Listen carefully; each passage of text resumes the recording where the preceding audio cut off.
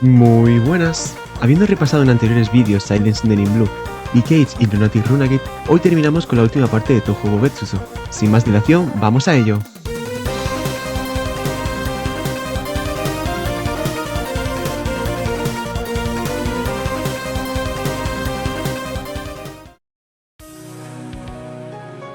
Esta obra fue dibujada por el ilustrador Toshihira Arata y escrita por Zoom, pero no totalmente involucrado, ya que esta tercera parte de la trilogía se caracteriza por estar totalmente centrada en el humor, por lo que su aportación al lore es escaso y su canonicidad dudosa.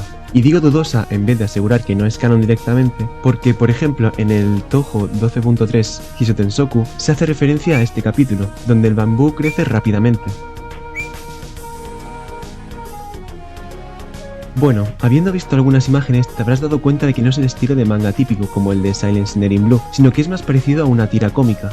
Su nombre concreto es Yonkoma, o más corto como 4 Es realmente eso, una tira cómica de 4 paneles, normalmente del mismo tamaño.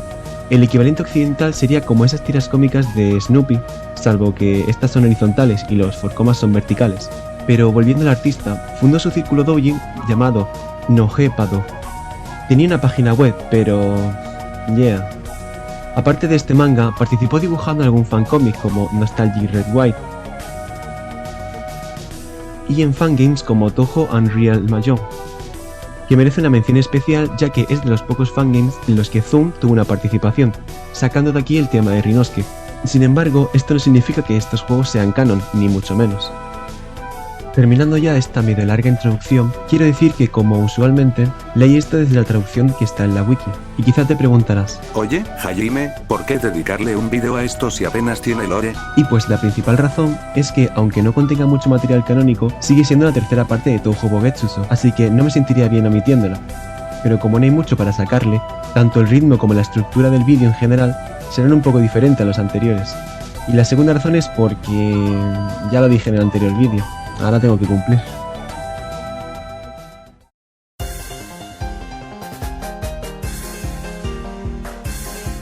Bueno, debido a cómo está organizado este material, no iré capítulo por capítulo, porque sería demasiado tedioso hacerlo así, pero pondré el número del capítulo en esta esquina, para orientarse mejor en el vídeo. Bien, la historia empieza contando un poco lo que sería la vida del leyente, desde el punto de vista más enfocado en Reisen, con Tei como coprotagonista, y, seguramente, no muy lejano en el tiempo que ocurre el primer capítulo de Cage and Lunatic Runagate. En general no ocurre nada muy importante.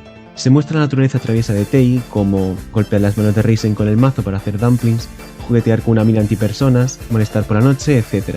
Lo típico que hace un conejo, vaya. Aparte de recordar que la habilidad de Tei es dar buena suerte a los humanos. Tampoco es que sean las únicas en las que se centran. Tenemos por aquí a Kaguya, que se acuesta boca abajo en el suelo sin moverse durante el verano, porque el suelo está más fresco, y pone a 2 conejos a correr en la rueda para darle energía a un ventilador que se trajo de la luna. Obviamente esto es un chiste, no creo que tengan electricidad en la capital. Luego aparecen personajes ya menos relevantes, pero que también aparecen con frecuencia, como serían Erin, cuyo chiste usual es castigar a Reisen duramente, o Fujiwara.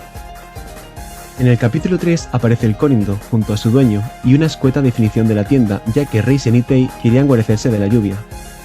Allí intentan conseguir un paraguas o algo que eviten que lleguen empapadas, mientras Tei se distrae leyendo cualquier revista que pilla por ahí. Encuentra un impermeable para Tei, al cual le llama Poncho, y Tei le dice Pancho para un chiste que lamentablemente no pillé. Igual no importa porque se repara y lo moja entero. Después de un rato, la tormenta amaina, y vuelven al leyente y todo para que luego ni cogieran lo que Eri les había pedido. En el siguiente capítulo es la noche donde la luna llena no se ve por la lluvia. Igual no pasa nada interesante, salvo Reisen llorando porque Tei le rompe la yema, y la gente de leyente teniendo sueños de castigar a Reisen. En el siguiente capítulo nos encontramos con algo nuevo, ya que Reisen y Tei se encuentran a Kaguya fuera. Su razón es que para seguir el consejo que le dio Erin de encontrar alguna cosa que quisiera hacer, exactamente lo que le dijo Erin al final del capítulo 2 de Cage and Lunatic Runagate, entendió que debía ver todo lo que pudiera, así que, apareciendo Aya de repente, se ofrece ella misma para ser su guía. Y de paso sacar alguna noticia de todo esto, que ya se escucha el rugir de tripas, ¿eh? Total, que van pasando por lugares hasta llegar al Korindo, donde le preguntan a Rinosuke que qué hace de normal y habla un poco sobre cómo le gusta su trabajo por ser relajado. Luego pasan por el templo Hakurei, donde Reimu se da cuenta que vive como un NPC. Cuando vuelven, Eren, al ver la revista ya publicada por Aya, se dispone a castigar a Reisen. Imagino que porque Eren preferiría que no deambularan demasiado fuera del leyente, lo justo para vender medicinas y atender a la gente de la Villa Humana, aunque todo el cabreo se le olvida cuando Kaguya le cuenta que el día de ahí fue muy interesante. El capítulo 9 se centra en el momento en el que Leyentei es invitado a la fiesta de la Scarlet Devil Mansion, por la finalización del cohete. Cuando digo Leyentei me refiero a Leyentei entero, porque todos y cada uno de los conejos también tienen invitaciones. Aunque debe ser exageración de esta obra, porque en el manga por ningún lado se ve ni un solo conejo. Eso, y que en realidad no lo hicieron, fue Tei quien hizo invitaciones falsas para los conejos.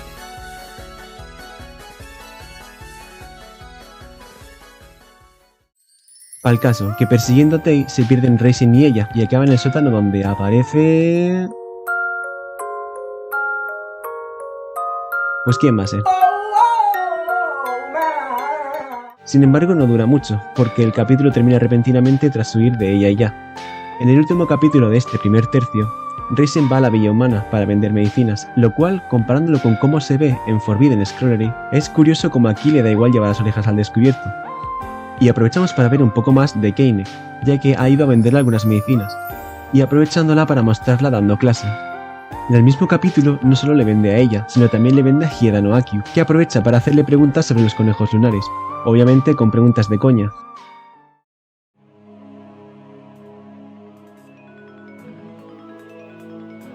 Este segundo tercio inicia fuerte, con la primera aparición de Fujiwara en este manga, y eso es todo lo que puedo decir de este cap.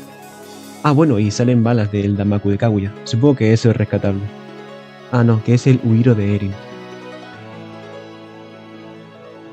Igual, el capítulo acaba porque a Fujiwara le da la cagalera de su vida, por culpa de Eren, que añadió cosillas a la comida. En verdad es buena manera de echar a alguien de tu casa. No me dejarás mentir.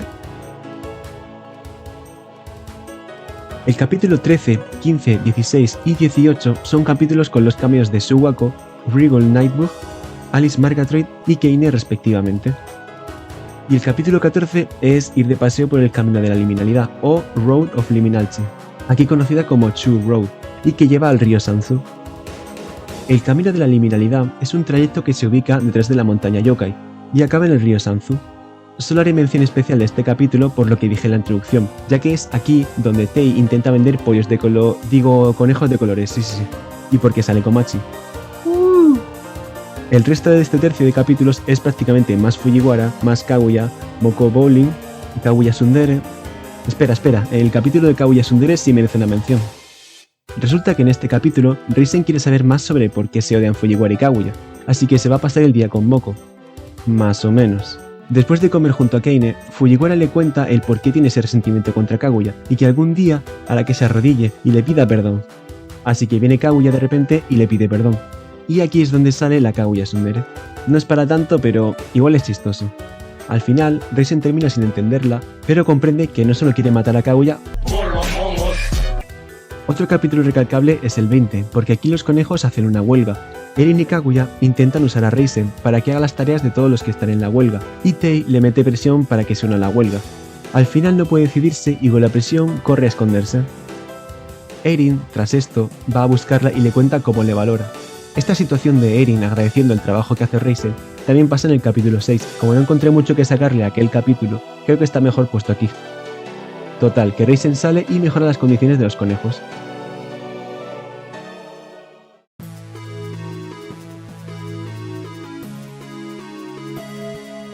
En este último tercio podemos ver algún que otro cameo más, como el de Patchouli en el capítulo 22, o alguna que otra referencia por ahí perdida. Para el capítulo 23 ya es noticia que la Scarlet Devil Mansion ha construido su mar, y como a Kaguya ese día le apetece ir al mar, el capítulo se centra en hacer un mar para ella. Van construyendo varias, hasta que llegan a hacer literalmente un baño termal. Y pues bueno, ya puesto es que venga también Moko. Bueno, que de paso caliente el agua, ¿no? Y ahora sí que son aguas termales. Ya solo falta que como se están dando un baño, venga ella e intente tomar... ¡Oh, venga ya! Pues mira, un capítulo normal, ¿no? Están los pájaros floreciendo, las flores cantando, siguen puteando a Reisen, y aparece Reisen. ¿Cómo? Espera. Aparece Reisen, la del primer capítulo de las otras dos obras anteriores. Aparece ahora, el pleno capítulo 24. ¡Ah, no! Que vuelve a la Tierra para este capítulo. Ah, bueno. Continuando desde el capítulo anterior, Raisin se presenta y cuenta que la mandaron las hermanas como espía, así que eso, se revela ya solita. Total, que deciden volver al Leyente y que se presente allí, solo para ver que las hermanas han decidido darse una vuelta por aquí también. Ah, y se van a quedar varios días. Me pregunto en manos de quién habrán dejado la capital. ¿Quién sabe? Continuando todo esto con el capítulo 26, Yorihime revela que vino porque quería visitar a Eren, y Yorihime se hace la de nah, solo vino porque no iba a dejar que viniera sola, porque no sabía cuándo le daría por regresar y tal y cual. Pero bueno, tampoco es que le crea a nadie, así que continúan contándole a estas tres la relación que tienen con Eren. Yorihime le apetece ver cómo Raisin se ha mantenido después de este tiempo, así que junto a la otra Raisin las pone a ejercitarse y combatir contra ella, para luego decirle sus verdades.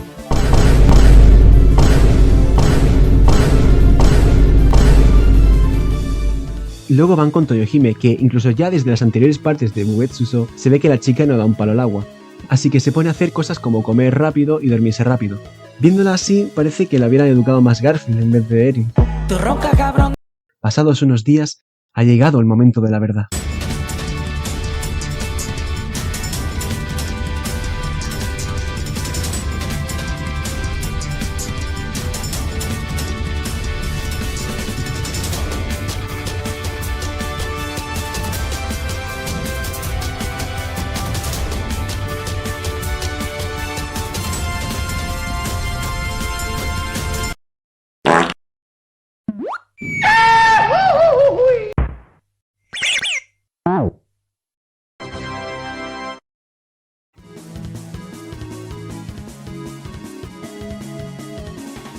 Y después de esto, deciden volver a la capital.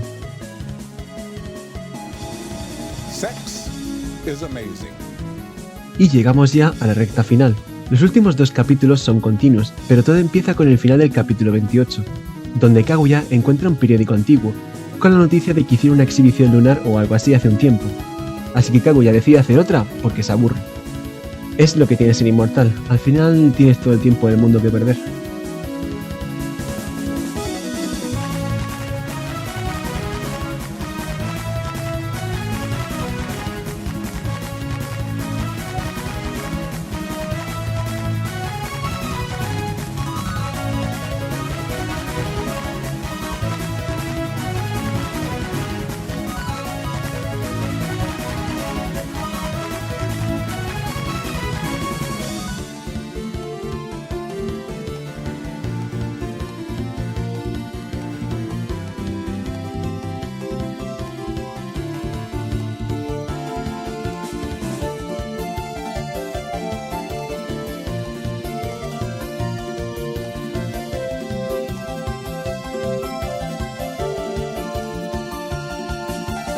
Para que Kaguya planee qué hacer este año, deciden llamar a las Kotatsuki para preguntarles qué está de moda en la capital, para replicarlo aquí. Y literalmente para eso vinieron, porque acto seguido se van.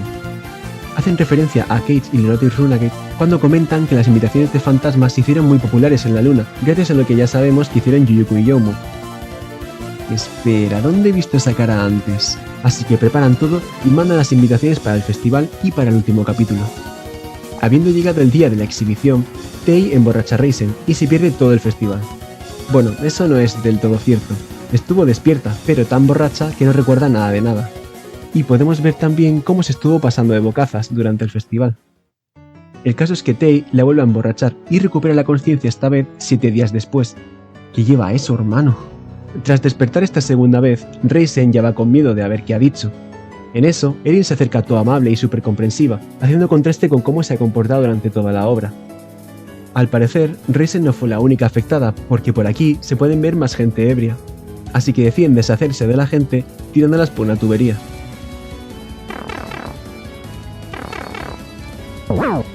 Dejando eso de lado, Moko vuelve a retar a un combate a Kaguya, como por cuarta vez en todo esto. Salvo que ni eso, porque es un duelo de beber. Y todavía van y quedan empate.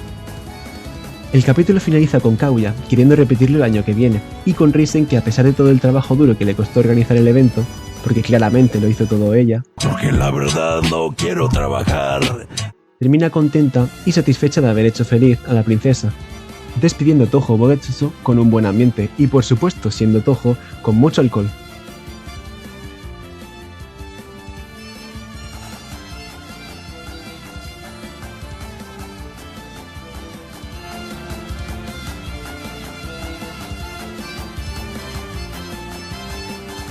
Y hasta aquí llega Touhou Betsuso. Supongo que como este es el final de esta trilogía, este es un buen espacio para decir algunas palabras. La verdad, lo he disfrutado mucho leyendo. Mi parte favorita ha sido, sin lugar a dudas, Cage y Lunatic Runagate, ya que, aunque Silent Sinner Blue creo que muestra mucho mejor lo que son los acontecimientos que ocurren, pienso que la novela transmite mucho mejor tanto la personalidad como la mente de los personajes. Obviamente, se beneficia del hecho de ser una novela ligera, pero depende bastante de Silent Sinner Blue, ya que si leyeras solo Cage y Lunatic Runagate, probablemente no te podrías hacer una buena imagen mental de lo que ocurre fuera de los pensamientos de los personajes o sus interacciones.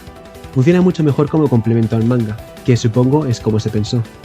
In About the Moon and In About the Earth es mi menos favorita, no porque sea aburrida o mala. Varios momentos me sacaron una sonrisa, y siempre es bonito ver a las tojas convivir. Pero simplemente creo que prefiero el estilo de las novelas ligeras o de los mangas de página entera. Pero bueno, hasta aquí dejo el vídeo. En el siguiente comenzaremos con los mangas del trío de Hadas de la Luz. Hasta que ese momento llegue, gracias por ver el vídeo. Si me he olvidado de algo, te ha gustado alguna parte o simplemente quieres comentar algo, hazlo. Yo fui alias Quinichi y nos volveremos a ver. ¡Chao!